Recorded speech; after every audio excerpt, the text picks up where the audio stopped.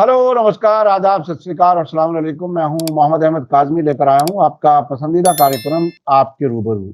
Media star world लगातार आपको waste Asia यानी इजराइल फिलिस्तीन जंग की अपडेट रेगुलर आप तक पहुंचा रहा है। इसमें हम 3 प्रोग्राम कर रहे हैं हर दिन। एक एक्सपर्ट से बातचीत, एक लाइव प्रोग्राम 12:30 बजे, और उसके अलावा शाम में जो नजर दुनिया पर कार्यक्रम है उसमें कॉम्प्रिहेंसिव पूरे दिन का अपडेट हम आप तक पहुंचा रहे हैं। दुनिया भर में मीडिया स्टार वर्ल्ड की कवरेज को काफी हद तक पसंद किया जा रहा है। आज शमसुल इस्लाम साहब से हम बात कर रहे हैं। शमसुल इस्लाम साहब जाने माने राइटर हैं और साबिक प्रोफेसर हैं दिल्ली यूनिवर्सिटी के, और बहुत सी उन्होंने किताबें लिखी हैं। आरएसएस पर एक खास नजर है, कई किताबें लिखी हैं। उसके अलावा जो मजहब के नाम पर नेशनलिज्म, चाहे वो किसी भी मजहब का हो, उसको वो बहुत अच्छी तरीके से उसके बखिए उतारते हैं, बताते हैं कि आखिर इसका मकसद क्या है, सियासी किस तरह से इसका मिसयूज किया जाता है मजहब का। बहुत सी चीजें हैं जो अब से पहले आपने हमारे चैनल पर भी, दूसरे चैनल्स पर भी उनकी बातें सुनी होंगी, और बहुत ही मजबूती से सबूतों के साथ अपनी बात रखते हैं।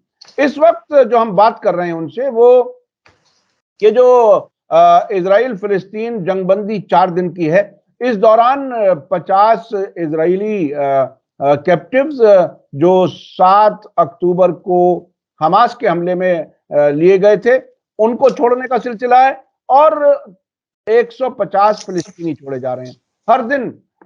थोड़े थोड़े, एक तरफ से 12, 14, 15 उस तरह से, और दूसरी तरफ से तकरीबन 40 लोग छोड़े जा रहे हैं फिलिस्तीनी। इसमें बहुत सी ऐसी वीडियोज आ रही हैं जो वाकई बहुत ही जज्बाती कर देती हैं। इस सब के बीच में आखिर ये क्या कुछ है? फिलिस्तीनी जो छूट करके आ रहे हैं वो कितने कितने बरसों में आ रहे हैं, उनका क्या हाल था, उसके बारे में हम जानेंगे।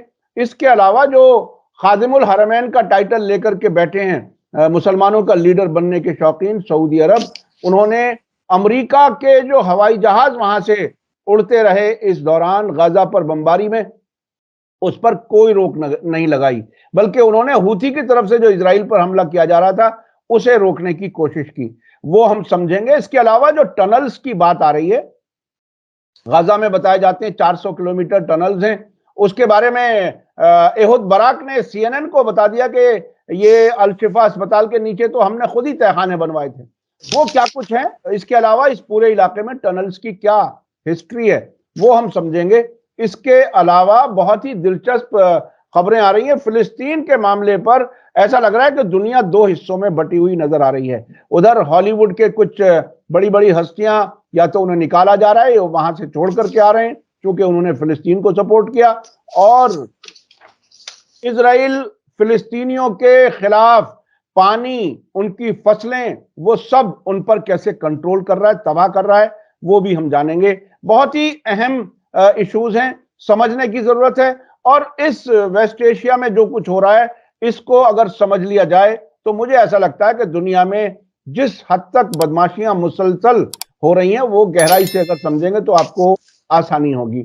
शमसुल इस्लाम साहब, वेलकम है आपका। मीडिया स्टार वर्ल्ड आप वक्त दे देते हैं, उसके लिए बहुत बहुत शुक्रिया। आप ये बताइए कि ये जो कैदियों के छूटने का सिलसिला है, फिलिस्तीनी वो कैदी जिनको वो कहते हैं सिक्योरिटी कैदी, यानी बगैर किसी जुर्म के भी कई कई साल जेलों में लोगों को रखा जाता है, सिर्फ इस एहतियात में कि ये आने वाले वक्त में शायद हमारे खिलाफ कोई कार्रवाई कर सकता है, उनकी जबान में टेररिस्ट बन सकता है, उसको वो ले जाते हैं। क्या कुछ है ये, हम यहीं से शुरू करते हैं कि ये जो कैदी छूट रहे हैं उनका कैसे, किस तरह से आप देख रहे हैं? जी, बहुत शुक्रिया। एक बार फिर ये सारी दुनिया को और इंसानियत को शर्मसार करने वाली जो वाकयात हैं, जो घटनाएं हैं, उस पर फिर एक बार फोकस करने के लिए मीडिया स्टार वर्ल्ड काज़मी साहब। तो बात यह है कि आजकल बहुत तमाम ज़बरदस्त खबरों में, और रहना भी चाहिए, कि जो हमास ने जिनको बंधक बनाया था 7 अक्टूबर को, वो एक फैसला हुआ है जिसमें जो कैदी हैं एक दूसरे के वो आदान प्रदान किया जा रहा है, उनका एक्सचेंज हो रहा है, और उस एक्सचेंज के अंदर रेशो लगभग 1:3 है। यानी जो जो इजराइल के जो बंधक हैं हमास के पास, उनको एक है तो वो तीन, क्योंकि इजराइल ने इतने सारे फिलिस्तीनियों को पिछले 50-60 साल के अंदर बंधक बनाया है। और उसमें 2-3 चीजें बहुत अहम हैं काज़मी जी, हमको जानने के लिए, समझने के लिए, कि एक तो ये है कि ये 7 तारीख को जो हुआ था उसमें से बहुत बेचारे मासूम थे, बच्चे थे, औरतें थी, जिनका कोई ज़ायनिज़्म से और इजरायली फौज से कोई लेना देना नहीं था, पकड़े गए। लेकिन वो हमास ने क्यों किया, वो एक अलग बहस है जिस पर हम कभी बात करेंगे, और उसको हम समझ नहीं सकते हैं अगर हम ये नहीं समझेंगे कि दुनिया का एकमात्र देश इजराइल, जिस पर यूनाइटेड नेशंस ने सैकड़ों प्रस्ताव पास किए हैं उसके खिलाफ, उसके टेररिज्म के खिलाफ, उसका जो अर्बन टेररिज्म उसी ने शुरू कराया। आईईडी जो अपना घर का बना हुआ बम होता है, उसका इस्तेमाल, रेलवे स्टेशन उड़ाना, अस्पताल उड़ाना, ये बहुत पहले, ये गाजा में अभी जो कुछ हो रहा है उससे बहुत पहले ये रेलवे स्टेशन, अस्पताल, होटल उड़ाते रहे। तो ये जरा एक्सचेंज हो रहा है, जरा उसका एक जायजा लें आप। हमास के जो लोग आ रहे हैं, हमास के पास से जो लोग आ रहे हैं, उसको तो पूरा सारी दुनिया का दिखा रहा है, सब कुछ मीडिया दिखा रहा है। लेकिन ये जो फिलिस्तीनी बच्चे, बच्चियां और औरतें आ रही हैं, उनके बारे में चर्चा नहीं हो रही है कि कब से थे। ये जुमे के दिन यानी परसों जो है 39 फिलिस्तीनियों को आजाद किया गया है जी। इसमें 17 नाबालिग हैं काज़मी जी, 17 नाबालिग हैं, और ये 5-6 साल की उम्र से इनको गिरफ्तार कर लिया गया था। ये खतरा थे इजरायली, दुनिया का जो सबसे ताकतवर, जिसको मुसलमान दल्ले भी जिसको सपोर्ट करते हैं, अमेरिका, इंग्लैंड, फ्रांस, सब सपोर्ट करते हैं, उसको इतना खतरा था 6-7 साल के बच्चों से। तो ये 17 लड़के माइनर हैं, और जैना और नूर 2 लड़कियां हैं माइनर।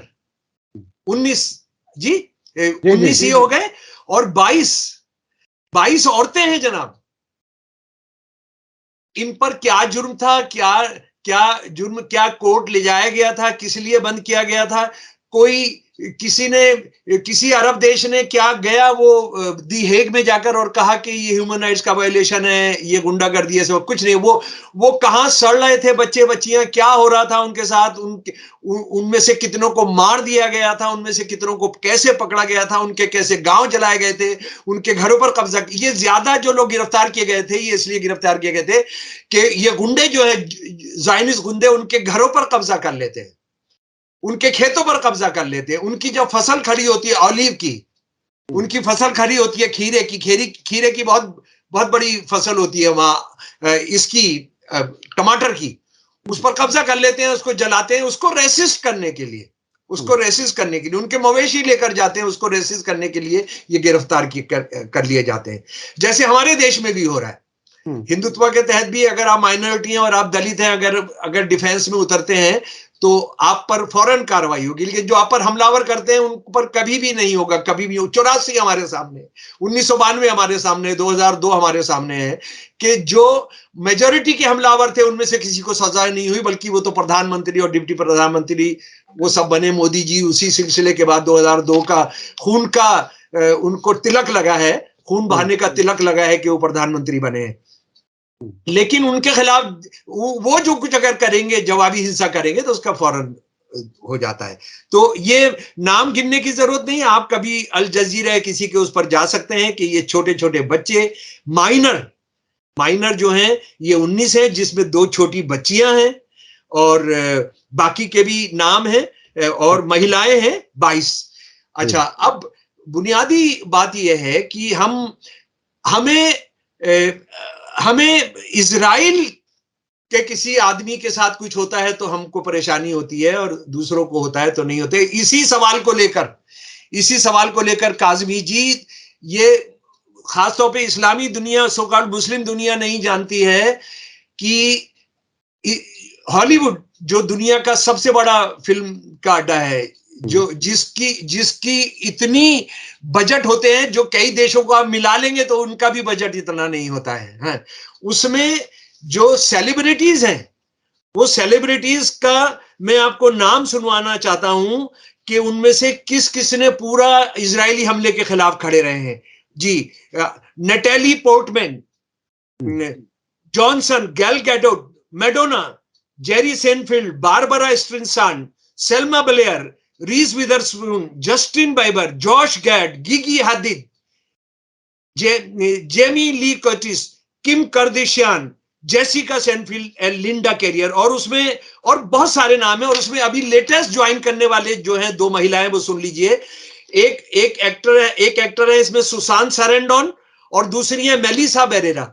इनमें से एक जो है 9 बार ऑस्कर जीत चुकी हैं। कितनी बार काजमी साहब? 9 बार। जी, जो एक बार मिलने के लिए लोग तरसते हैं कि कहां तरसते मिलता हैं। एक बार मिलने के लिए आपका तारीख में हमेशा नाम दर्ज हो जाता है। 9 बार इनको ऑस्कर मिला है। और क्या कहने पर इनको इनको इनको निकाल दिया जा रहा है? इनको कंपनी जो है, न्यूयॉर्क की कंपनी है एक, उसका नाम है उसका नाम मैं अभी आपको बताऊंगा।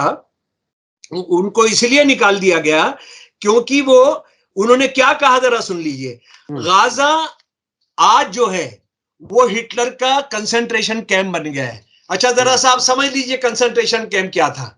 कंसंट्रेशन कैंप वो थे जहां पर यहूदियों को लाखों की तादाद में लाकर बिना कपड़े के, बिना खाने के, बिना पानी के रख दिया गया था। और ये यहूदियों के साथ अपने आप को ईसाई कहने वाले हिटलर और मुसोलिनी ने किया था। ये मुसलमानों ने नहीं किया था, ये फिलिस्तीनियों ने नहीं किया था। ये किसने किया था? ये पोप का जिनको समर्थन प्राप्त था, रोम के पोप का जिनको समर्थन प्राप्त था, हिटलर और मुसोलिनी, इन्होंने किया था। लाखों लोग मारे गए थे। उसी को होलोकास्ट कहते हैं, उसी को होलोकास्ट कहते हैं। और ये कंसंट्रेशन कैंप एक ही हो गया कि जहां पर आप हिटलर की तरह से अपने विरोधियों के साथ करते हैं। ठीक है, ये कह रहे हैं कि वो कंसंट्रेशन कैंप, और ये बिल्कुल हमास का समर्थन नहीं कर रही हैं ये दोनों। ये क्या कह रही हैं कि अगर गाजा, अगर first and foremost I condemn anti-Semitism and Islamophobia, I condemn hate and prejudice of any kind against any group of people. वो कह रहे हैं कि हम यहूदियों के खिलाफ जो घृणा है हम उसका विरोध करते हैं, मुसलमानों के खिलाफ जो घृणा है हम उसका विरोध करते हैं।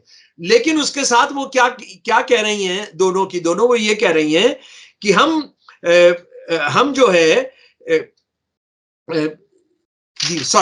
हम इस बात को तो हम सबसे बड़ी गलती ये कर रहे हैं, माफ कीजिए, हम सबसे बड़ी गलती ये कर रहे हैं कि हम ज़ायनिज्म के खिलाफ जो बोलते हैं उसको आप इजराइल के खिलाफ समझ लेते हैं। आप ये कहते हैं कि ज़ायनिज्म की जो हत्या की राजनीति, बलात्कार की राजनीति, गुंडागर्दी की राजनीति जो वो गाजा के अंदर कर रहे हैं, जो वेस्ट बैंक के अंदर कर रहे हैं, वो जो कर रहे हैं उसका आलोचना करने का मतलब होगा कि आप जो है आप यहूदी धर्म की आलोचना कर रहे हो और आप एंटी सेमिटिज्म को बढ़ा रहे हैं। वो कहते हैं हम इसको नहीं मानते हैं, हम इसको नहीं मानते हैं। ये बिल्कुल उसी तरह का है, काज़मी जी, हमारे भारत में रहने वाले लोग इसको समझेंगे कि आप हिंदुत्व के गुंडों की बलात्कार, हत्या, घर जलाना, आग जलाना, मेम करना, हाथ पैर तोड़ देना, लिंच कर देना, जब आप इसका विरोध करते तो आरएसएस और मोदी और उसके दलाल क्या बोलते हैं? उसके दलाल बोलते हैं कि आप हिंदू धर्म को अटैक कर रहे हैं। ये जो स्टालिन का बेटा है तमिलनाडु का, वो क्या कह रहा है? वो कह रहा है कि जिसको आप सनातन धर्म कह रहे हैं, वो सनातन धर्म तो जिसने हजारों साल में बहुजन के साथ, शूद्रों के साथ जो किया है, अगर वो सनातन धर्म है तो हम इसको मंजूर नहीं करते हैं।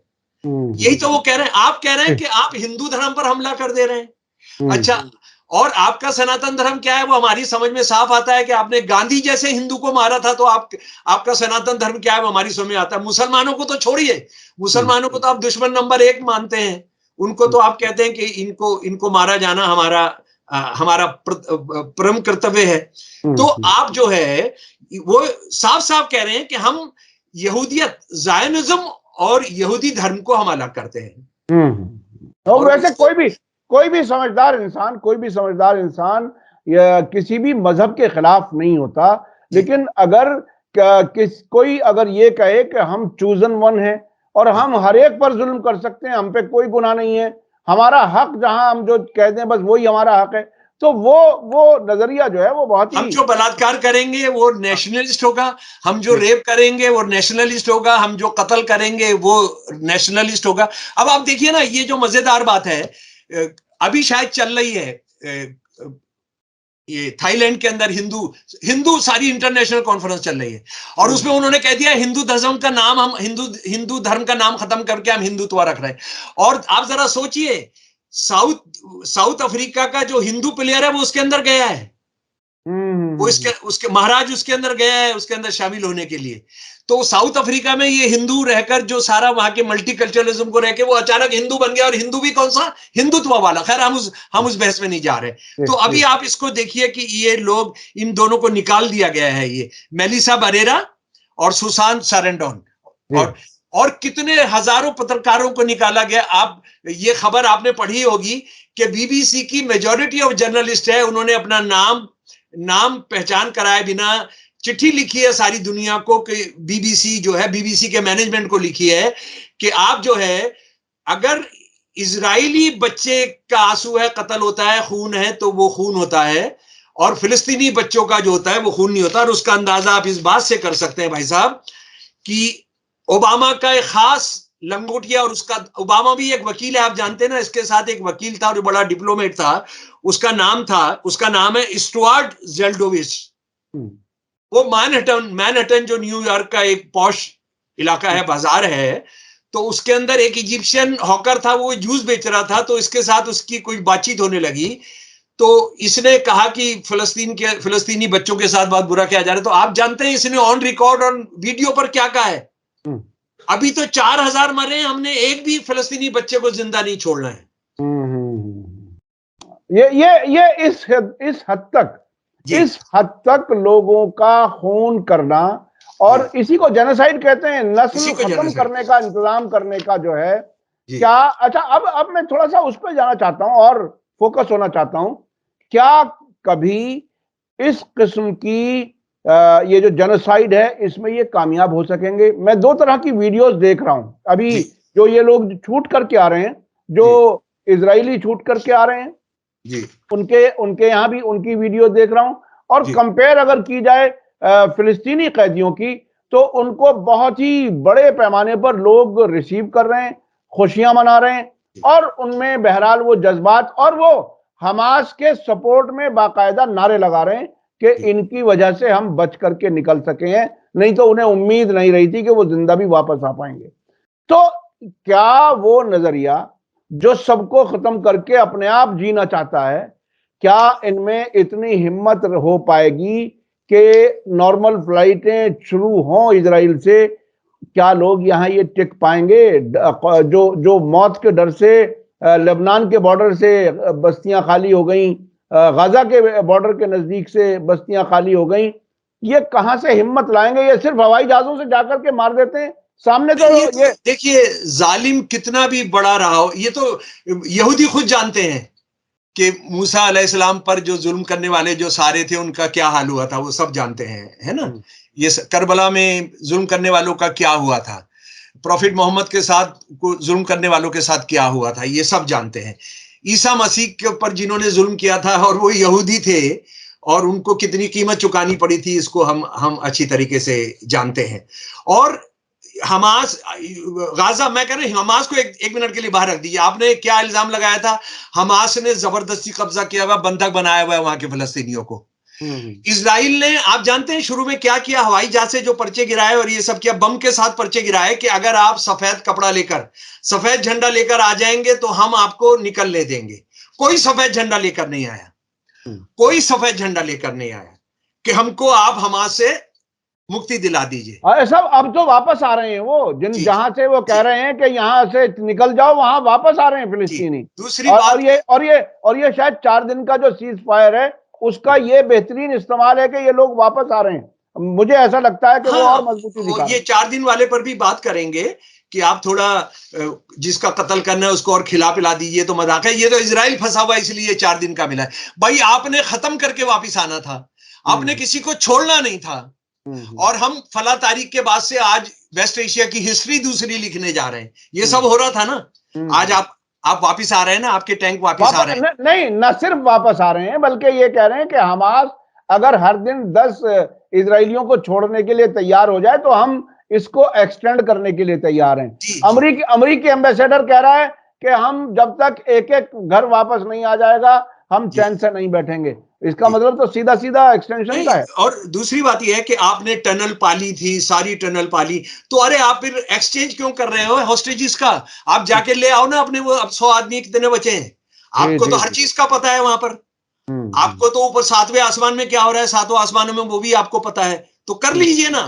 फिर ये क्यों एक्सचेंज पर, जब आपको हर चीज का पता है वहां का? देखिए ऐसा है, इजराइल तो जंग हार चुका, उसके माँ बाप, उसके उसके कानूनी बाप, गैर कानूनी बाप, और ये सारे, और ये खादिमुल हरमीन, ये सारे दलाल जो हैं, इनको तो इनकी औकात पता लग गई।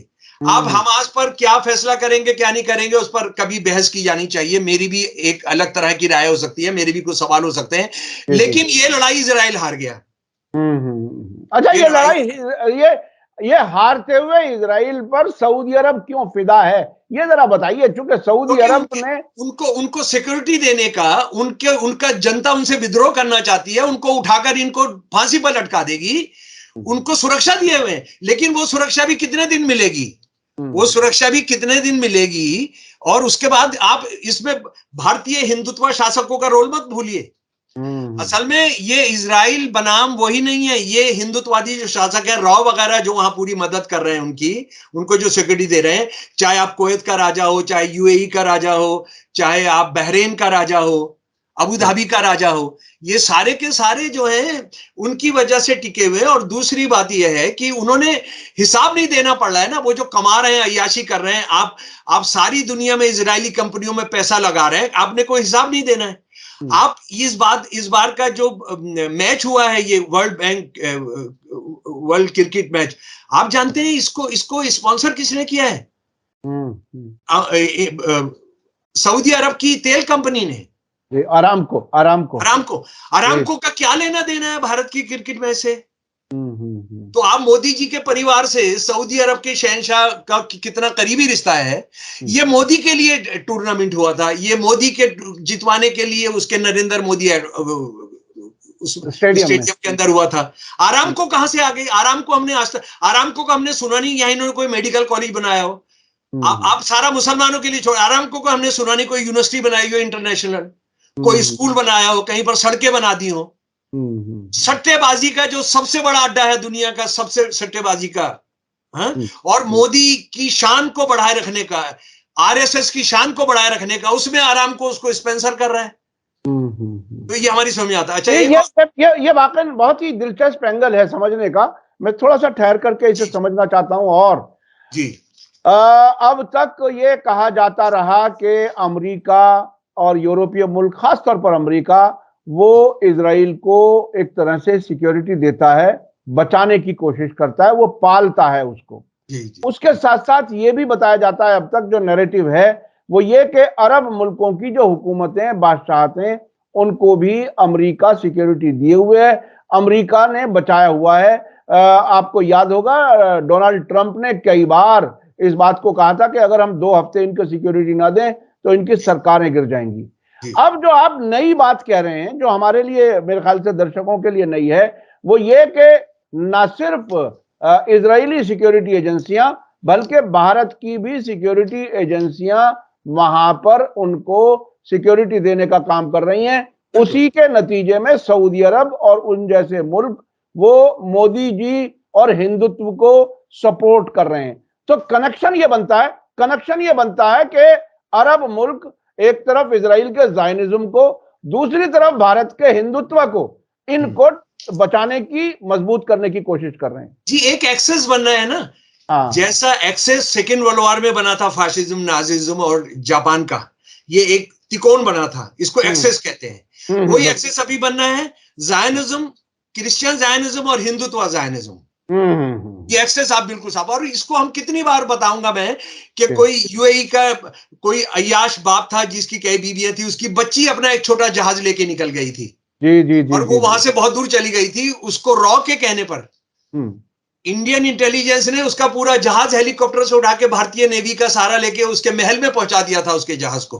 आपको क्या जरूरत थी ये सब करने की? सिर्फ आप ये बताना चाहते थे, देखिए हम आपके लिए क्या क्या कर सकते हैं, हम आपके लिए ये कर सकते हैं, लड़कियां सप्लाई कर सकते हैं, ये कर, जो आप चाहें, मर्डर करा सकते हैं, किसी का कुछ भी करा सकते हैं। यही और उसी चेन का हिस्सा अबू धाबी में बड़ा मंदिर बनाया जाना मोदी जी के जरिए, और उसमें बाकायदा कुछ अरबों के हाथों में वो तस्वीरें हमें याद हैं कि वो पूजा का सामान लेकर के मंदिर में लाइन में लगे हुए खड़े हैं। हाँ, नहीं, मुझे वो बहुत अच्छा लगता है, मुझे वो बहुत अच्छा लगता है। लेकिन बात यह है कि आप गुड़गांव के अंदर मस्जिद, नमाज होने दीजिए ना मस्जिद में। जी जी जी। आप यूपी के अंदर हलाल जिसका ये जाहिलों की जमात जो पैदाइशी 15 पीढ़ियों से जाहिल है, उनको ये पता नहीं है कि हलाल का मीट से और जिबा करने से कोई ताल्लुक नहीं होता। हलाल का मतलब होता है अकॉर्डिंग टू द नियम, जो सबको पसंद हो। जी जी जी। और मेडिकली बैन किया है, वो बैन किया है हलाल। जी जी जी। वो हलाल को ये समझते हैं जिबा करने का होता है। आप आदमी को जिबा करोगे, आपके पास हलाल सर्टिफिकेट नहीं है, आपको नहीं चाहिए हलाल सर्टिफिकेट। लेकिन आप ये कहोगे कि नियम के साथ बना हुआ सामान चाहिए। जी जी जी जी। अच्छा, हलाल क्या है? मिलावट नहीं होनी चाहिए, मुनाफाखोरी नहीं होनी चाहिए। और इस्लाम में हलाल और हराम को, मुझे लगता है कि आप एक दिन बात करें भाई साहब इस पर, हलाल हराम।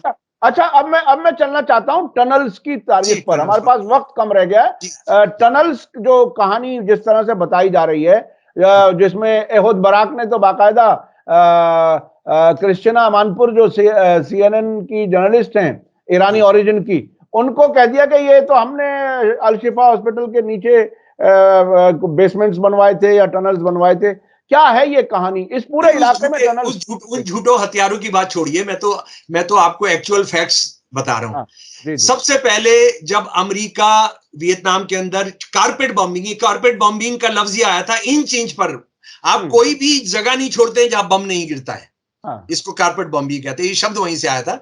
उस पर जो बगदाद पे भी हुई थी। जी, बगदाद में बाद में टनल बनाई जो, और उससे पहले वो सद्दाम हुसैन के खिलाफ टनल्स थी, वो ये समझ लीजिए, वो अमेरिका के खिलाफ काम में आई, ऑक्यूपेशन फोर्स के खिलाफ। लेकिन उससे पहले वो सद्दाम जो तमाम अत्याचार करते थे, और उनके जो तमाम लोग थे, सद्दाम हुसैन पर बहुत बहस हो सकती है। अमेरिका, इंग्लैंड और फ्रांस ने जो कुछ किया वो बहुत बुरा किया, लेकिन वो उन्होंने अपनी यहाँ की माइनॉरिटीज के साथ जो किया हुआ था वो भी ठीक ठाक नहीं था। इसको समझ ले, हम अच्छे तरीके से समझ लें।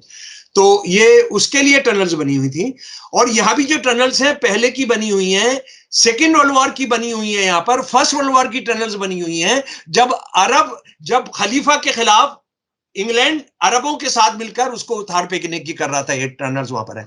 लेकिन हमको ये तो बताइए कि टनल्स आपको पता है और हर चीज आपको पता है, आपने मैप किया हुआ है, तो आपको ये टनल्स अल शिफा में ही आपको मिलकर आगे नहीं जा पा रहा है, और आपको अपने बंदे नहीं मिल रहे हैं।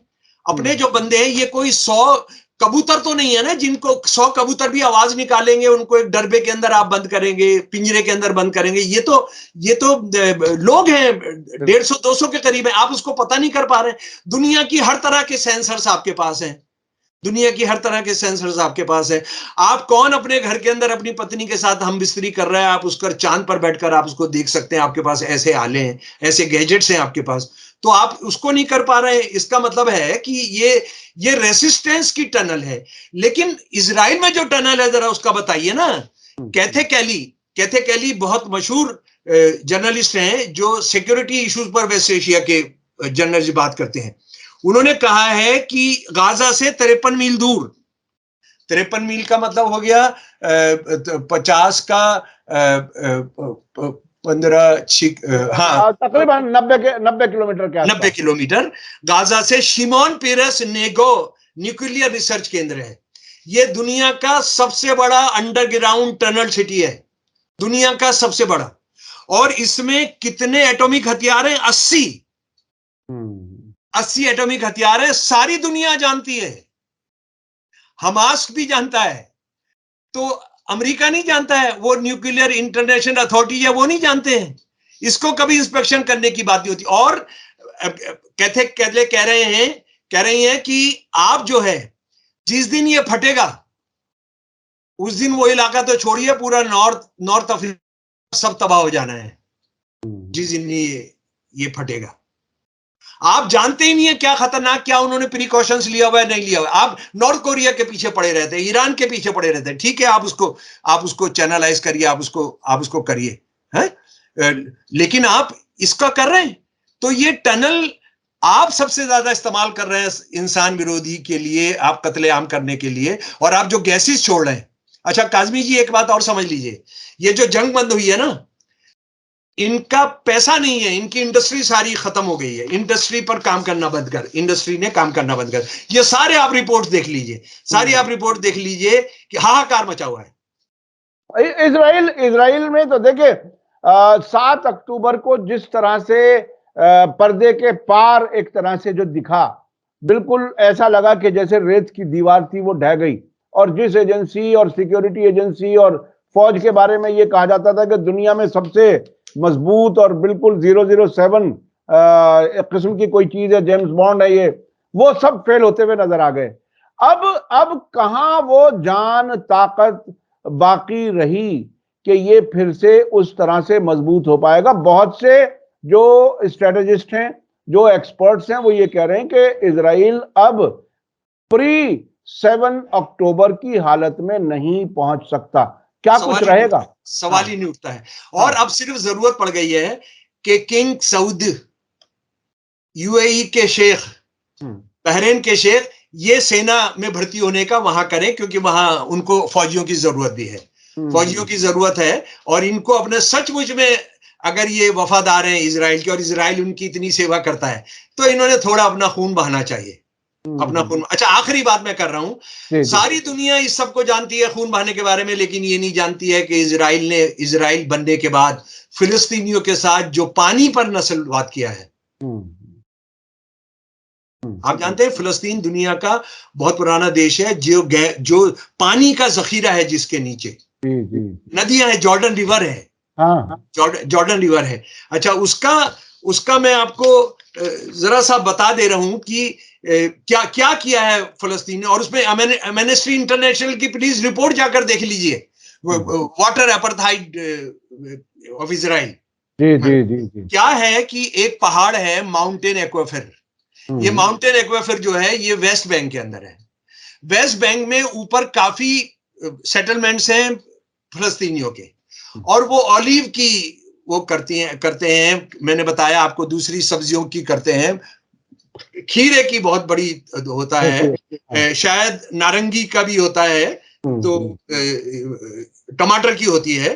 तो ये इंडिपेंडेंट है, ये यानी वाटर पर ये सेल्फ रिलायंट है।